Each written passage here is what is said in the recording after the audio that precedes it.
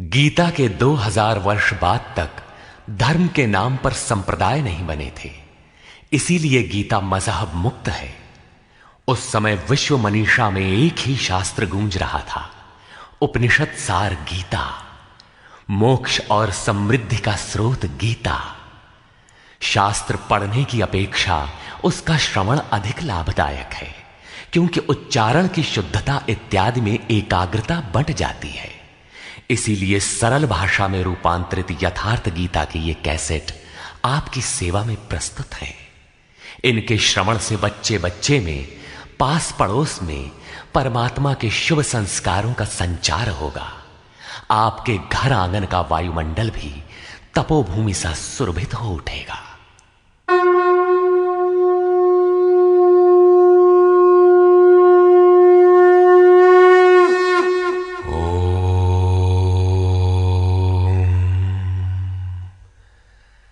श्री परमात्मने नमः। यथार्थ गीता, श्रीमद् भगवद गीता, अथाष्टमो अध्याय।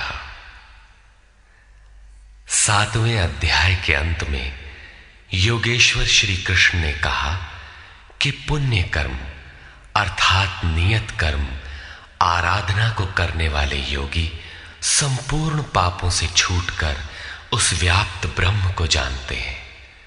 अर्थात कर्म कोई ऐसी वस्तु है जो व्याप्त ब्रह्म की जानकारी दिलाता है।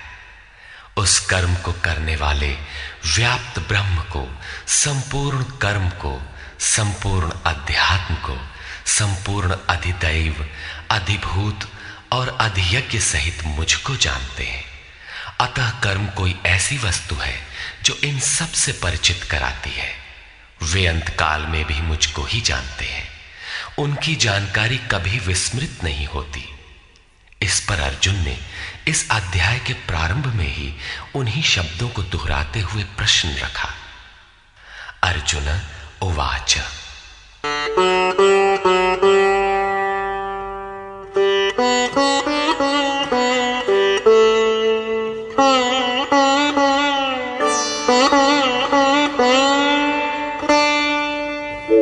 किं तद्ब्रह्म किमध्यात्मं किं कर्म पुरुषोत्तम अधिभूतं च किं प्रोक्तम् अधिदैवं किमुच्यते। हे पुरुषोत्तम, वो ब्रह्म क्या है, अध्यात्म क्या है, कर्म क्या है, अधिभूत तथा अधिदैव किसे कहा जाता है? अधियज्ञः कथं कोत्र देहेऽस्मिन् मधुसूदन प्रयाणकाले च कथं ज्ञेयोऽसि नियतात्मभिः। हे मधुसूदन, यहां अधियज्ञ कौन है और वह इस शरीर में कैसे है? सिद्ध है कि अधियज्ञ अर्थात यज्ञ का अधिष्ठाता कोई ऐसा पुरुष है जो मनुष्य शरीर के आधार वाला है। समाहित चित्त वाले पुरुषों द्वारा अंत समय में आप किस प्रकार जानने में आते हैं? इन 7 प्रश्नों का क्रम से निर्णय देने के लिए योगेश्वर श्री कृष्ण बोले। श्री भगवान उवाच।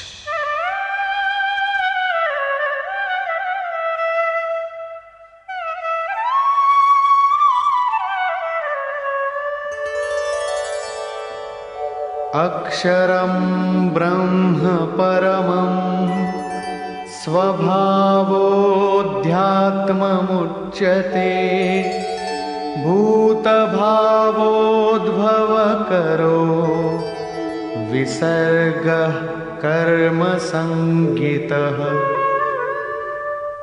अक्षरम ब्रह्म परमम, जो अक्षय है, जिसका क्षय नहीं होता, वही परम ब्रह्म है। स्वभावः अध्यात्मम उच्यते, स्वयं में स्थिर भाव ही अध्यात्म अर्थात आत्मा का आधिपत्य है। इससे पहले सभी माया के आधिपत्य में रहते हैं, किंतु जब स्वभाव अर्थात स्वरूप में स्थिर भाव अर्थात स्वयं में स्थिर भाव मिल जाता है तो आत्मा का ही आधिपत्य उसमें प्रवाहित हो जाता है। यही अध्यात्म है, अध्यात्म की पराकाष्ठा है।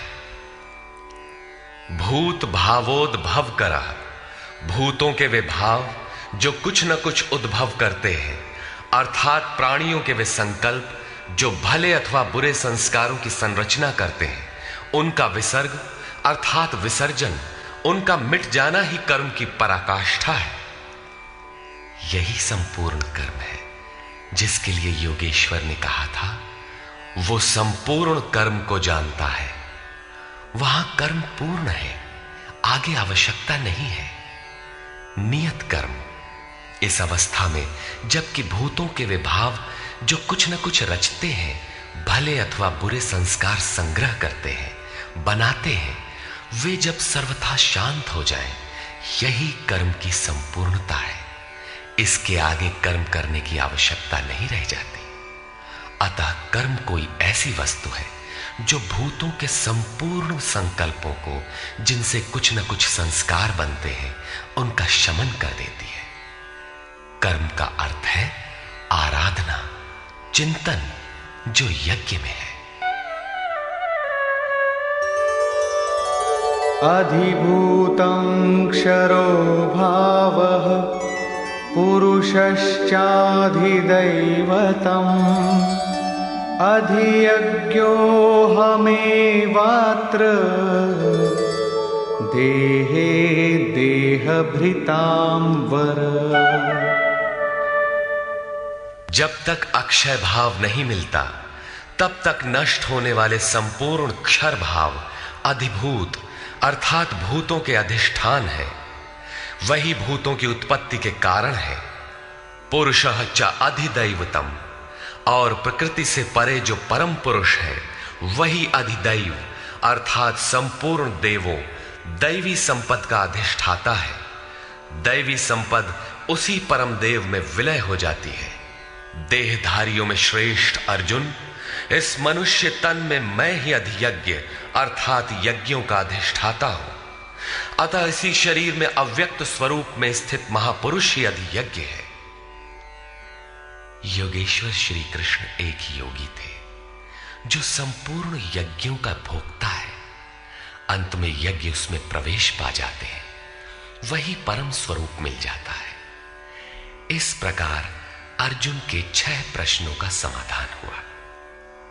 अब अंतिम प्रश्न कि अंत काल में कैसे आप जानने में आते हैं जो कभी विस्मृत नहीं होते। योगेश्वर श्री कृष्ण कहते हैं,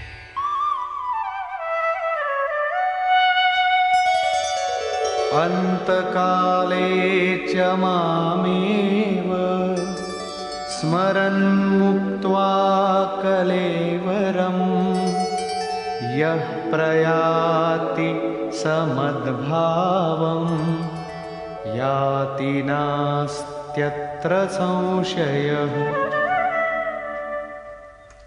योगेश्वर श्री कृष्ण कहते हैं, जो पुरुष अंतकाल में अर्थात मन के निरोध और विलय काल में मेरा ही स्मरण करते हुए शरीर के संबंध को छोड़ अलग हो जाता है, वो मद्भावम साक्षात मेरे स्वरूप को प्राप्त होता है, इसमें संशय नहीं है। शरीर का निधन शुद्ध अंतकाल नहीं है। मरने के बाद भी शरीरों का क्रम पीछे लगा रहता है। संचित संस्कारों की सतह के मिट जाने के साथ ही मन का निरोध हो जाता है, और वो मन भी जब विलय हो जाता है तो वहीं पर अंतकाल है, जिसके बाद शरीर धारण नहीं करना पड़ता। ये क्रियात्मक है, केवल कहने से वार्ता क्रम से समझ में नहीं आता। जब तक वस्त्रों की तरह शरीर का परिवर्तन हो रहा है तब तक शरीरों का अंत कहां हुआ। मन के निरोध और निरुद्ध मन के भी विलय काल में जीते जी शरीर के संबंधों का विच्छेद हो जाता है। यदि मरने के बाद ही यह स्थिति मिलती तो श्री कृष्ण भी पूर्ण नहीं होते। उन्होंने कहा कि अनेक जन्म के अभ्यास से प्राप्ति वाला ज्ञानी साक्षात मेरा स्वरूप है। मैं वह हूं और वह मुझ में है। लेश मात्र भी उसमें और मुझ में अंतर नहीं है। ये जीते जी प्राप्ति है। जब फिर कभी शरीर न मिले, वही शरीरों का अंत है। ये तो वास्तविक शरीरांत का चित्रण हुआ, जिसके पश्चात जन्म नहीं लेना पड़ता है। दूसरा शरीरांत मृत्यु है, जो लोक प्रचलित है, किंतु इस शरीरांत के पश्चात पुनः जन्म लेना पड़ता है।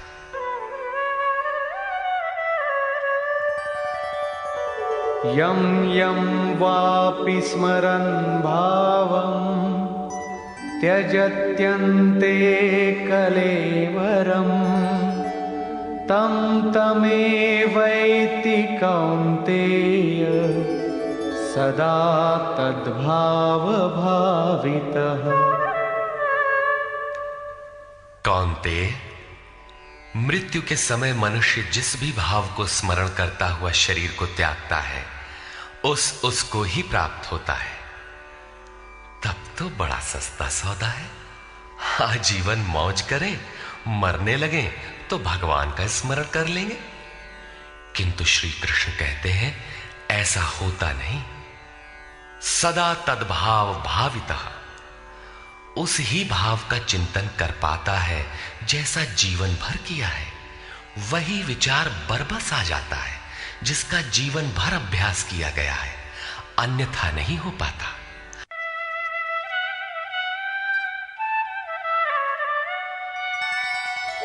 तस्मात् सर्वेषु कालेषु मामनुस्मर युध्य च मय्यर्पितमनो बुद्धिः मामे वैश्यस्य संशयम्। इसलिए अर्जुन, तू हर समय मेरा स्मरण कर और युद्ध कर। मुझ में अर्पित मन और बुद्धि से युक्त होकर तो निसंदेह मुझे ही प्राप्त होगा। निरंतर चिंतन और युद्ध एक साथ कैसे संभव है? हो सकता है कि निरंतर चिंतन और युद्ध का यही स्वरूप हो कि जय कन्हैया लाल की, जय भगवान की कहते रहें और बाण चलाते रहें। किंतु स्मरण का स्वरूप अगले श्लोक में स्पष्ट करते हुए योगेश्वर कहते हैं,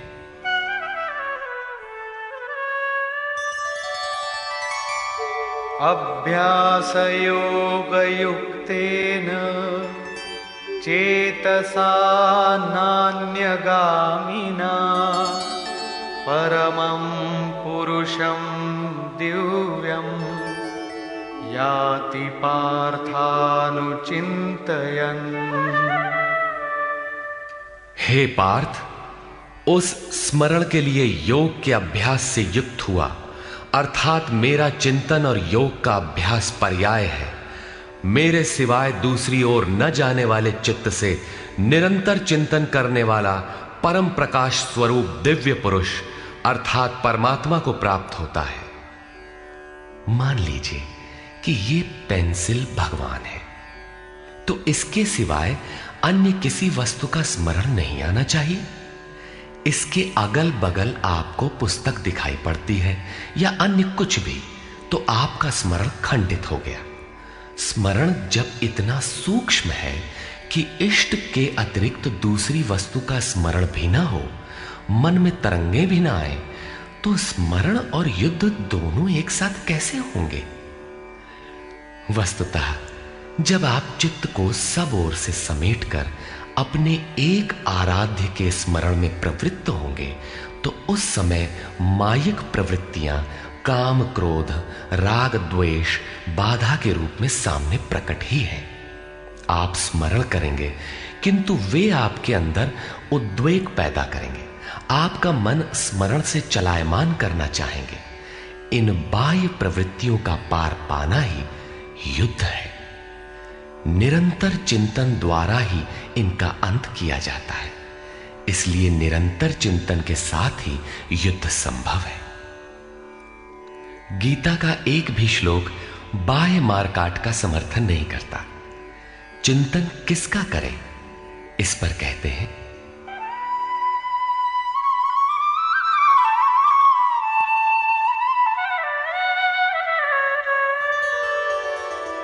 कविं पुराणमनुशासितारम् अणोरणीयां समनुस्मरेद्यः सर्वस्य धातारमचिन्त्य रूपम् आदित्यवर्णं तमसः परस्तात्।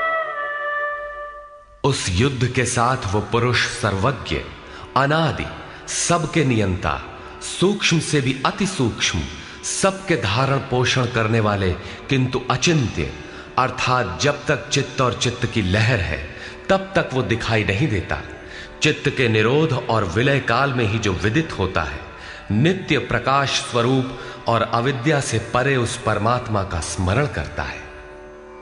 पीछे बताया मेरा चिंतन करता है, यहां कहते हैं परमात्मा का। अतः उस परमात्मा के चिंतन अर्थात ध्यान का माध्यम तत्व स्थित महापुरुष है।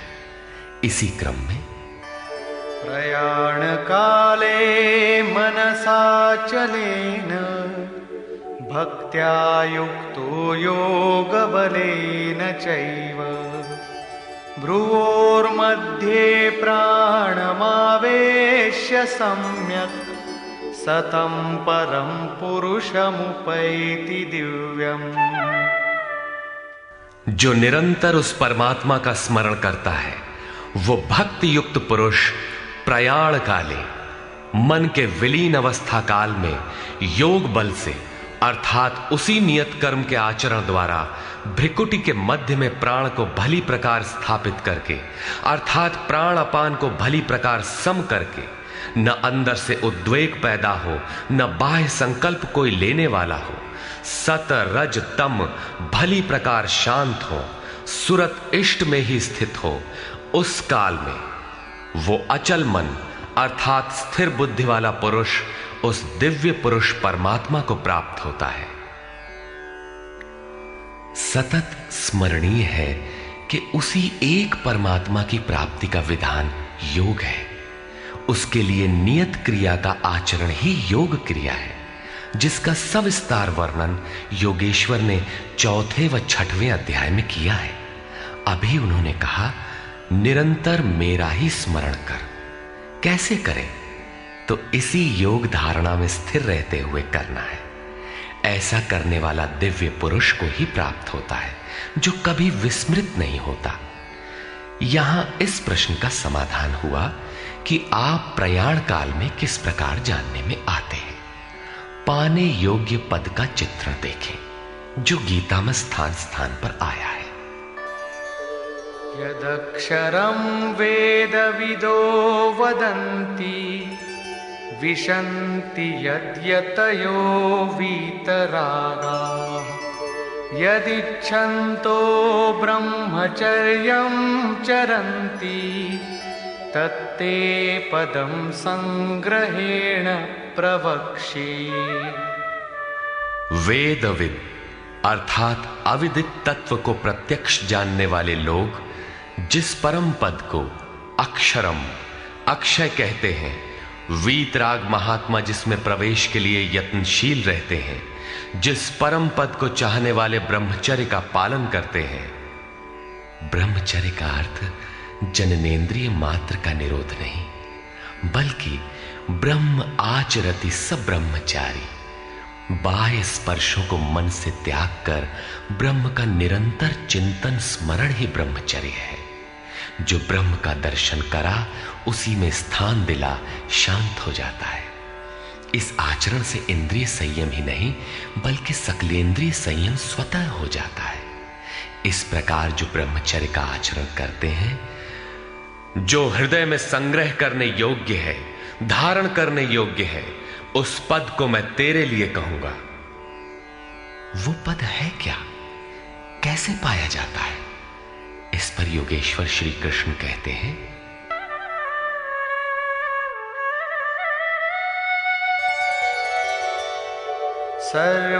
सर्वद्वाराणि संयम्य मनोहृदि निरुध्य च मूर्ध्याधायात्मनः प्राणम् आस्थितो योगधारणा। सब इंद्रियों के दरवाजों को रोककर अर्थात वासनाओं से अलग रहकर मन को हृदय में स्थित करके ध्यान हृदय में ही धरा जाता है, बाहर नहीं। पूजा बाहर नहीं होती। और प्राण अर्थात अंतःकरण के व्यापार को मस्तिष्क में निरोध कर योग धारणा में स्थित होकर योग को धारण किए रहना है, दूसरा तरीका नहीं है।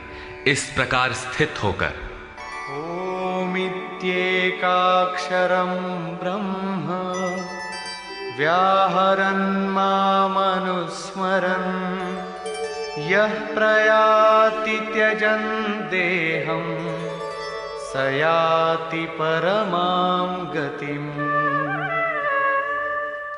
जो पुरुष ओम इति ओम इतना ही जो अक्षय ब्रह्म का परिचायक है, उसका जाप तथा मेरा स्मरण करता हुआ शरीर का त्याग कर जाता है, वो पुरुष परम गति को प्राप्त होता है। श्री कृष्ण एक योगेश्वर परम तत्व में स्थित महापुरुष सद्गुरु थे। योगेश्वर श्री कृष्ण ने बताया कि ओम अक्षय ब्रह्म का परिचायक है, तू उसका जप कर और ध्यान मेरा कर। प्राप्ति के हर महापुरुष का नाम वही होता है जिसे वो प्राप्त है, इसलिए नाम ओम का बताया और रूप अपना। योगेश्वर ने कृष्ण कृष्ण जपने का निर्देश नहीं दिया। कालांतर में भावुकों ने उनका भी नाम जपना आरंभ कर दिया और अपनी श्रद्धा के अनुसार उसका फल भी पाते हैं। जैसा कि मनुष्य की श्रद्धा जहां टिक जाती है, वहां मैं ही उसकी श्रद्धा को पुष्ट करता तथा मैं ही फल का विधान भी करता हूं। श्री कृष्ण ओम पर बल देते हैं। ओहम स ओम अर्थात वो सत्ता मेरे भीतर है। ये ओम भी उस परम सत्ता का परिचय देकर शांत हो जाता है। वास्तव में उस प्रभु के अनंत नाम है, किंतु जप के लिए वही नाम सार्थक है जो छोटा हो, श्वास में ढल जाए और एक परमात्मा का ही बोध कराता हो। उससे भिन्न अनेक देवी देवताओं की अविवेकपूर्ण कल्पना में उलझाकर लक्ष्य से दृष्टि न हटा दे। प्रारंभिक साधक नाम तो जपते हैं, किंतु महापुरुष के स्वरूप का ध्यान करने में हिचकते हैं। वे अपनी अर्जित मान्यताओं का पूर्वाग्रह छोड़ नहीं पाते। वे किसी अन्य देवता का ध्यान करते हैं जिसका योगेश्वर श्री कृष्ण ने निषेध किया है। अतः पूर्ण समर्पण के साथ किसी अनुभवी महापुरुष की शरण लें। पुण्य पुरुषार्थ सबल होते ही कुतर्कों का शमन और यथार्थ क्रिया में प्रवेश मिल जाएगा। योगेश्वर श्री कृष्ण के अनुसार इस प्रकार ओम के जप और परमात्म स्वरूप सद्गुरु के स्वरूप का निरंतर स्मरण करने से मन का निरोध और विलय हो जाता है और उसी क्षण शरीर के संबंध का त्याग हो जाता है। केवल मरने से शरीर पीछा नहीं छोड़ता।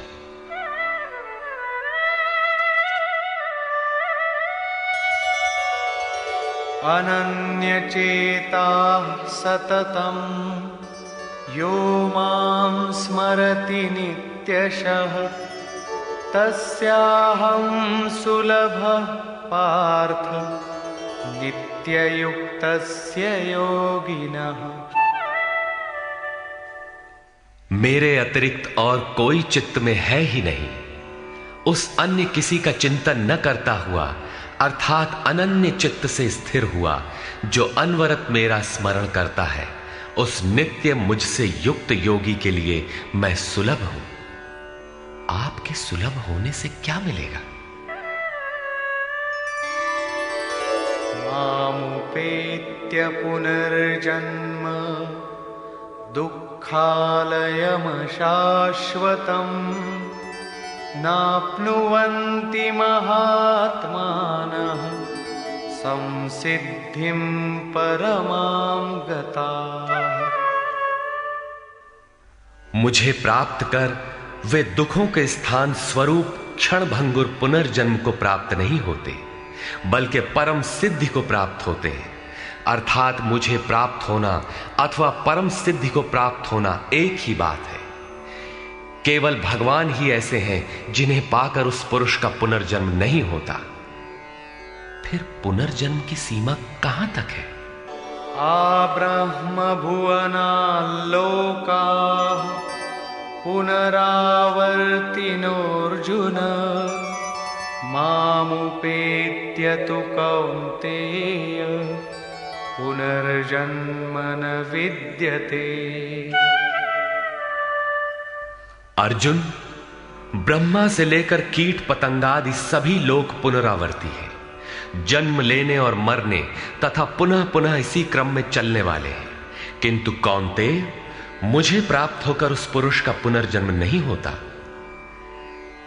धर्म ग्रंथों में लोक लोकांतरों की परिकल्पना ईश्वर पद की विभूतियों को बोध कराने के आंतरिक अनुभव या रूपक मात्र है। अंतरिक्ष में न तो कोई ऐसा गड्ढा है जहां कीड़े काटते हों और न ऐसे महल जिसे स्वर्ग कहा जाता हो। दैवी संपत्ति से युक्त पुरुष देवता और आसुरी संपत्ति से युक्त मनुष्य ही असुर है। श्री कृष्ण के ही सगे संबंधी कंस राक्षस और बाणासुर दैत्य थे। देव मानव तिर्यक योनियां ही विभिन्न लोक हैं। श्री कृष्ण के ही अनुसार ये जीवात्मा मन सहित पांचों इंद्रियों को लेकर जन्म जन्मांतर के संस्कारों के अनुरूप नया शरीर धारण कर लेता है। अमर कहे जाने वाले देवता भी मरण धर्मा है। क्षीणे पुण्ये मर्त्य लोकम विशन्ति। इससे बड़ी क्षति क्या होगी? वो देवतन ही किस काम का जिसमें संचित पुण्य भी समाप्त हो जाए। देवलोक, पशुलोक, कीट पतंगादि लोक भोग लोक मात्र है। केवल मनुष्य ही कर्मों का रचयिता है, जिसके द्वारा वो उस परम धाम तक को प्राप्त कर सकता है जहां से पुनरावर्तन नहीं होता। यथार्थ कर्म का आचरण करके मनुष्य देवता बन जाए, ब्रह्मा की स्थिति प्राप्त कर ले, किंतु वो पुनर्जन्म से तब तक नहीं बच सकता जब तक कि मन के निरोध और विलय के साथ परमात्मा का साक्षात्कार करके उसी परम भाव में स्थित न हो जाए।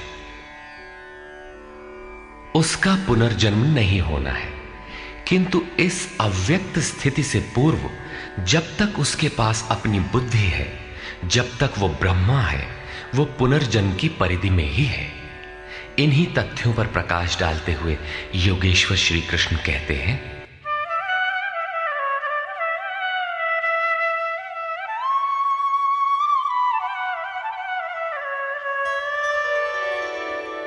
सहस्रयुग पर्यन्तम् अहर्यद् ब्रह्मणो विदुः रात्रिं युगसहस्रान्तां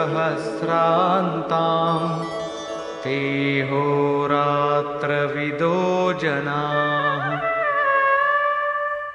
जो 1000 चतुर्युगों की ब्रह्मा की रात्रि और 1000 चतुर्युगों के उसके दिन को साक्षात जानते हैं, वे पुरुष समय के तत्व को यथार्थ जानते हैं। प्रस्तुत श्लोक में दिन और रात विद्या और अविद्या के रूपक हैं। ब्रह्म विद्या से संयुक्त बुद्धि ब्रह्मा की प्रवेशिका तथा ब्रह्म विद्वरिष्ठ बुद्धि ब्रह्मा की पराकाष्ठा है। विद्या से संयुक्त बुद्धि ही ब्रह्मा का दिन है। जब विद्या कार्यरत होती है, उस समय योगी स्वरूप की ओर अग्रसर होता है। अंतःकरण की सहस्रों प्रवृत्तियों में ईश्वरीय प्रकाश का संचार हो उठता है। इस प्रकार अविद्या की रात्रि आने पर अंतःकरण की सहस्रों प्रवृत्तियों में माया का द्वंद्व प्रवाहित होता है। प्रकाश और अंधकार की यहीं तक सीमा है। इसके पश्चात न तो अविद्या रह जाती है और न विद्या ही। वो परम तत्व परमात्मा विदित हो जाता है। जो इसे तत्व से भली प्रकार जानते हैं, वे योगी जन काल के तत्व को जानने वाले हैं कि कब अविद्या की रात होती है, कब विद्या का दिन आता है, काल का प्रभाव कहां तक है अथवा समय कहां तक पीछा करता है। प्रारंभिक मनीषी अंतःकरण को चित्त अथवा कभी कभी केवल बुद्धि कहकर संबोधित करते थे। कालांतर में अंतःकरण का विभाजन मन, बुद्धि, चित्त और अहंकार की 4 प्रमुख वृत्तियों में किया गया। वैसे अंतःकरण की प्रवृत्तियां अनंत हैं। बुद्धि के अंतराल में ही अविद्या की रात्रि होती है और उसी बुद्धि में विद्या का दिन भी होता है। यही ब्रह्मा की रात्रि और दिन है। जगत रूपी रात्रि में सभी जीव अचेत पड़े हैं। प्रकृति में विचरण करती हुई उनकी बुद्धि उस प्रकाश स्वरूप को नहीं देख पाती, किंतु योग का आचरण करने वाले योगी इससे जग जाते हैं। वे स्वरूप की ओर बढ़ते हैं। जैसा कि गोस्वामी तुलसीदास ने रामचरितमानस में लिखा है, कबहु दिवस मह निबिड़तम, कबहुक प्रकट पतंग, बिन सई उपजई ज्ञान जिमि, पाई कुसंग सुसंग। विद्या से संयुक्त बुद्धि कुसंग पाकर अविद्या में परिणत हो जाती है। पुनः सुसंग से विद्या का संचार उसी बुद्धि में हो जाता है।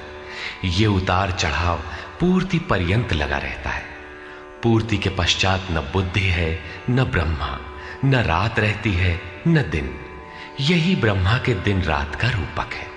न हजारों साल की लंबी रात होती है, न हजारों चतुर्युग का दिन ही होता है, और न कहीं कोई 4 मुंह वाला ब्रह्मा ही है। बुद्धि की उपर्युक्त 4 क्रमिक अवस्थाएं ही ब्रह्मा के 4 मुख और अंतःकरण की 4 प्रमुख प्रवृत्तियां ही उनके चतुर्युग हैं। रात और दिन इन्हीं प्रवृत्तियों में होते हैं। जो पुरुष इसके भेद को तत्व से जानते हैं, वे योगी जन काल के भेद को जानते हैं कि काल कहां तक पीछा करता है और कौन पुरुष काल से भी अतीत हो जाता है। रात्रि और दिन, अविद्या और विद्या में होने वाले कार्य को योगेश्वर श्री कृष्ण स्पष्ट करते हैं।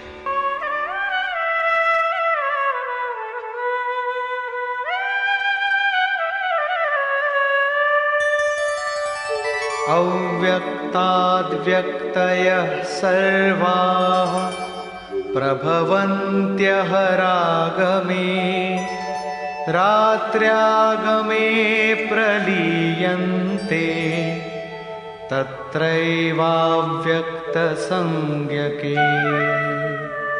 ब्रह्मा के दिन के प्रवेश काल में अर्थात विद्या, दैवी संपत्ति के प्रवेश काल में संपूर्ण प्राणी अव्यक्त बुद्धि में जागृत हो जाते हैं, और रात्रि के प्रवेश काल में उसी अव्यक्त अदृश्य बुद्धि में जागृति के सूक्ष्म तत्व अचेत हो जाते हैं। वे प्राणी अविद्या की रात्रि में स्वरूप को स्पष्ट देख नहीं पाते, किंतु उनका अस्तित्व रहता है। जागृत होने और अचेत होने का माध्यम यह बुद्धि है, जो सब में अव्यक्त रहती है, दृष्टिगोचर नहीं है।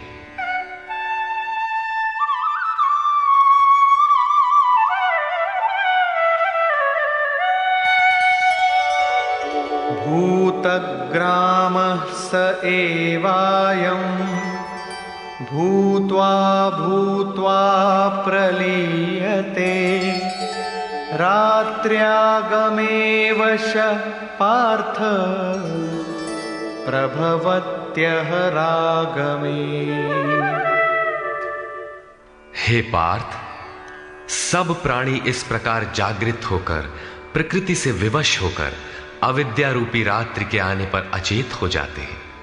वे नहीं देख पाते कि हमारा लक्ष्य क्या है। दिन के प्रवेश काल में वे पुनः जागृत हो जाते हैं। जब तक बुद्धि है तब तक इसके अंतराल में विद्या और अविद्या का क्रम चलता रहता है, तब तक वो साधक ही है।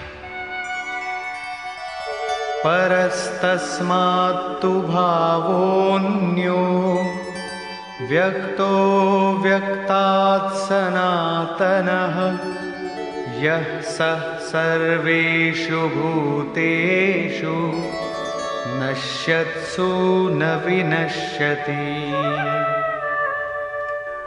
एक तो ब्रह्मा अर्थात बुद्धि अव्यक्त है, इंद्रियों से दिखाई नहीं पड़ती, और इससे भी परे सनातन अव्यक्त भाव है, जो भूतों के नष्ट होने पर भी नष्ट नहीं होता। अर्थात विद्या में सचेत और अविद्या में अचेत, दिन में उत्पन्न और रात्रि में विलीन भावों वाले अव्यक्त ब्रह्मा के भी मिट जाने पर वो सनातन अव्यक्त भाव मिलता है, जो नष्ट नहीं होता।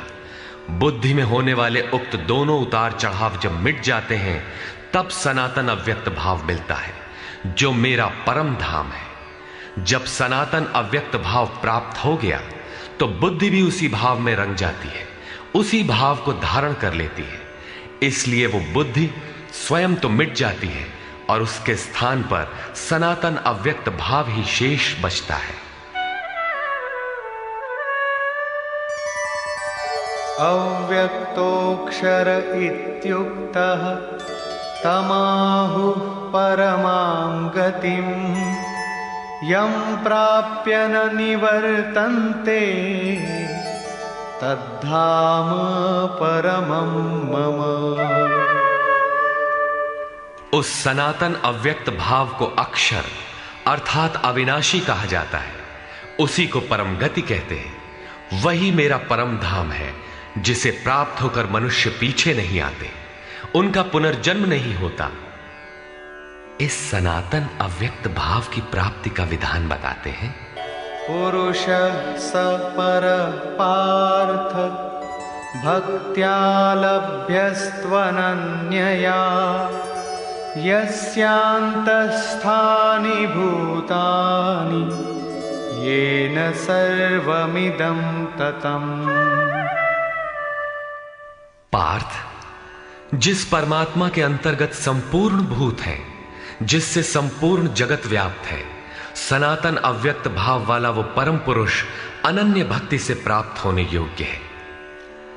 अनन्य भक्ति का तात्पर्य है कि परमात्मा के सिवाय अन्य किसी का स्मरण न करते हुए उनसे जुड़ जाए। अनन्य भाव से लगने वाले पुरुष भी कब तक पुनर्जन्म की सीमा में हैं और कब वे पुनर्जन्म का अतिक्रमण कर जाते हैं, इस पर योगेश्वर कहते हैं।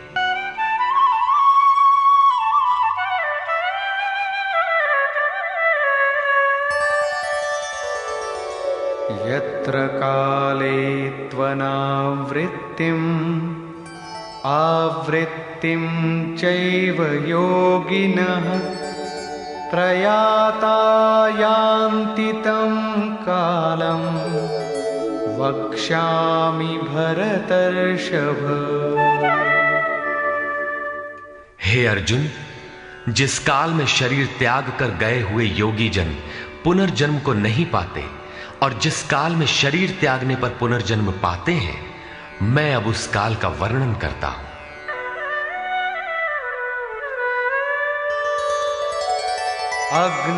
अग्निर्ज्योतिरः शुक्लः षण्मासा उत्तरायणम् तत्र प्रयाता गच्छन्ति ब्रह्म ब्रह्मविदो जनाः।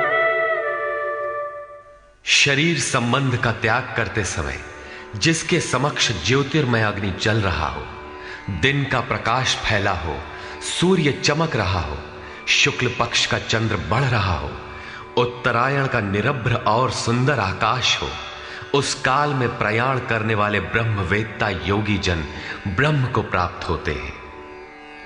अग्नि ब्रह्म तेज का प्रतीक है, दिन विद्या का प्रकाश है, शुक्ल पक्ष निर्मलता का द्योतक है, विवेक, वैराग्य, शम, दम, तेज और प्रज्ञा ये षडैश्वर्य ही षण्मास है।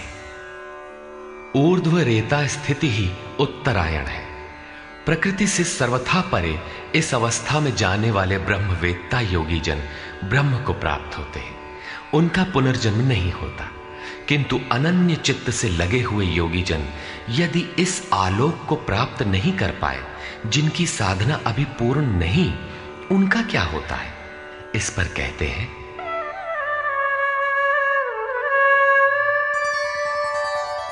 धूमो रात्रिस्तथा कृष्णः षण्मासा दक्षिणायनम् तत्र चान्द्रमसं ज्योतिः योगी प्राप्य निवर्तते। जिसके प्रयाण काल में धुआं फैल रहा हो, योगाग्नि हो।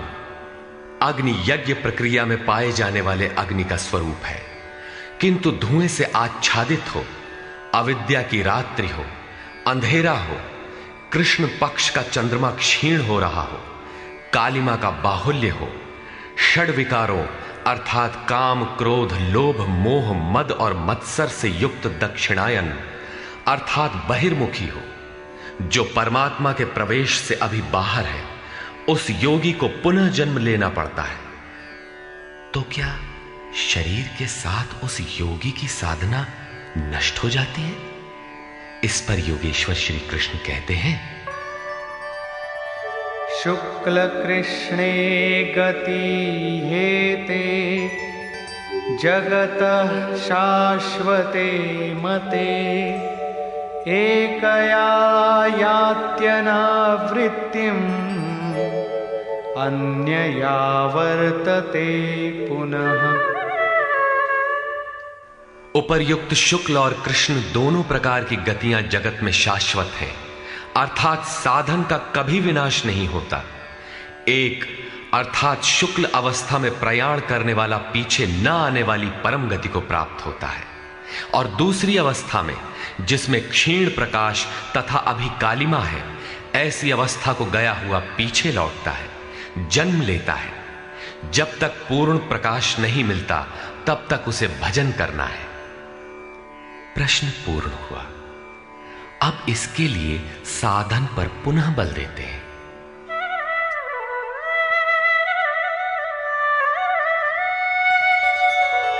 नैते श्रुति पार्थ जानन् योगी मुह्यति कश्चन तस्मात् सर्वेषु कालेषु योगयुक्तो भवार्जुन। हे पार्थ, इस प्रकार इन मार्गों को जानकर कोई भी योगी मोहित नहीं होता। वो जानता है कि पूर्ण प्रकाश पा लेने पर ब्रह्म को प्राप्त होगा और क्षीण प्रकाश रहने पर भी पुनर्जन्म में साधन का नाश नहीं होता। दोनों गतियां शाश्वत हैं।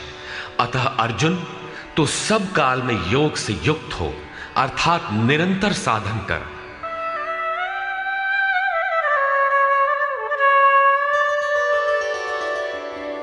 वेदेषु यज्ञेषु तपस्सु चैव दानेषु यत् पुण्यफलं प्रदिष्टम् अत्येति तत्सर्वमिदं विदित्वा योगी परं स्थानमुपैति चाद्यम्। इसको साक्षात्कार सहित जानकर, मानकर नहीं, योगी वेद, यज्ञ, तप और दान के पुण्य फलों का निसंदेह अतिक्रमण कर जाता है और सनातन परम पद को प्राप्त होता है। अविदित परमात्मा की साक्षात जानकारी का नाम वेद है। वो अविदित तत्व जब विदित हो ही गया तो अब कौन किसे जाने। अतः विदित होने के पश्चात वेदों से भी प्रयोजन समाप्त हो जाता है, क्योंकि जानने वाला भिन्न नहीं है। यज्ञ अर्थात आराधना की नियत क्रिया आवश्यक थी, किंतु जब वो तत्व विदित हो गया तो किसके लिए भजन करें। मन सहित इंद्रियों को लक्ष्य के अनुरूप तपाना तप है। लक्ष्य प्राप्त होने पर किसके लिए तप करें। मन, वचन और कर्म से सर्वतोभावेन समर्पण का नाम दान है। इन सब का पुण्य फल है परमात्मा की प्राप्ति। फल भी अब विलग नहीं है, अतः इन सब की अब आवश्यकता न रही। वो योगी यज्ञ, तप, दान इत्यादि के फल को भी पार कर जाता है। वो परम पद को प्राप्त होता है। निष्कर्ष।